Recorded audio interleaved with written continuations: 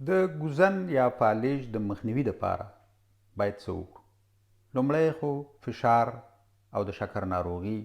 دا باید د ډاکټر سره چې دی درمل کړو. که د چا فشار د 140 پر 90 نه پورته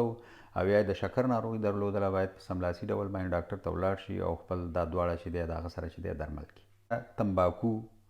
چې هغه که د چلم په شکل باندې سړی څکي یا د سګرټ په شکل باندې نور ټول مخدره مواد لکه چرس، هیروین، دا ټول چې دي، شراب، دا ټول د انسان بدن ته چې دی ګټه نه رسوي. که غواړئ چې په فلج باندې اخته نه شئ د دې څخه چې دی ځان وساتئ. غذایي مواد چې دي هغه سبزیجات دي، په دې کې ویټامینونه منرالونه ډېر زیات دي، د چاغۍ مخنیوی کوي او بالاخره چې سړی چاغ نه شي نو فشار یې هم نه لوړیږي او شکر یې هم کنټرولېږي. نو په دې اساس باندې د فلج د ناروغۍ څخه ژغورل کیږي. که غوښه خورئ په هغې کې چې دی د کبانو، د چرګانو، د غویي خسي دا ښه غوښه ده، اما د وري چې د غوړه ده د هغې نه ځان وژغورئ. سپورت کول دي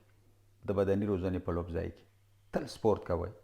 همدارنګه که د سپورت شونتیا درته نه وي 10,000 قدم اخلئ، دا ډېر اسان دي. هره ورځ چکر وهئ او 10,000 قدم اخلئ. او که چیرته مثال د حوض کې د لمبا شونتیا وي یا مثال زموږ او ستاسې په وطنونو کې سیندونه ویالې دي په هغې کې چې دی 10 یا 40 دقیقې ولامبئ، دا هم چې دی انرژي ضایع کوي، د انسان وزن چې دی کنټرولوي، شکر او فشار ناروغي چې دی کنټرولوي او بالاخر د فلج یا ګوزن یا فالج د ناروغۍ څخه سړی ژغورل کیږي. د فالج ناروغانو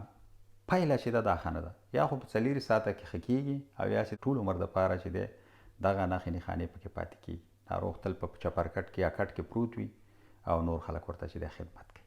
یو خو پرمختللې نړۍ ده چې هلته هر ډول امکانات شته او شونتیاوې شته. یو زموږ او ستاسې هېوادونه چې په هغې کې دا شونتیاوې وجود نه لري، په کور کې راته د فلج ناروغ دی، څه ورسره باید وکړو؟ د هغې سره باید تل موږ او تاسې د هر څه د مخه باید ناروغ چې دی تسکین کړو، ځکه چې هغه ډېر ناهیلی شوی وي او ډېر زیات خواشینی وي. هغه وایي چې بس زه نه ښه کېږم،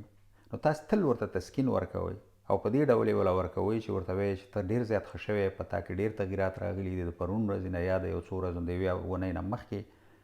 ډېر خراب یې، اوس ډېر زیات ښه شوی. تل ورته وایئ چې موږ د سره، یعنې د کور غړي باید ورته ټول ښځه، بچي، دا ټول باید ورته ووایي چې موږ د سره یو، ته ځان ته نه یې، موږ ستا هر ډول خدمت ته حاضر یو، ته هېڅ مه خواشینی کېږه، ته خو بلکل ډېر ښه شوی، یو وخت به راشي ټول شیان په خپله کې.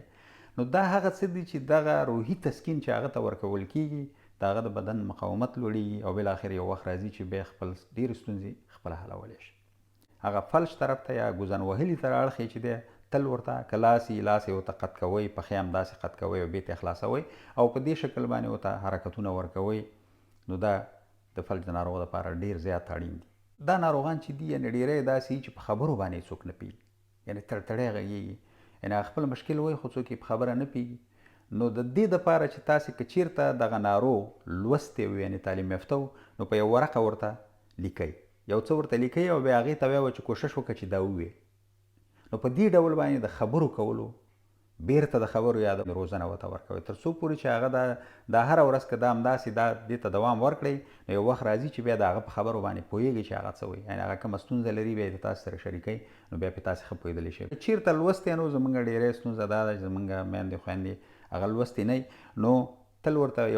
یو شی ورته وایي لکه کتاب، بیا هغې ته ورته ووایه دا کتاب، یا ورته وایه ډوډۍ، بیا په هغه باندې تکراروئ، یعنې څو ځلې پرې تکراروئ او په دې شکل باندې د خبرو کولو روزنه ورته ورکوئ. او دریم چې دی یعنې دا ناروغان، ځینې ناروغان چې دی دا قب نشي تېرولی، نو ډېر نرم غذایي مواد ورته ورکوئ او هغې سره په څنګ کې کوشش کوئ چې هغه بېرته د قب د تېرولو چل زده کړي، یعنې هغه ته یې ورښیه چې ګوره داسې شکل باندې تېر کړه دا قب، او ډېر په قلار او هغه سره دا، یعنې تل باید دغه روزنه چې دی د فالج یا ګوزن ناروغانو ته ورکړی شي. که ویډیو مو خوښه شوې وي زموږ کانال سبسکرایب کړئ تر څو پورې زموږ نورې روغتیایي خپرونې تر تاسو در ورسیږي. ستاسې د بشپړې روغتیا په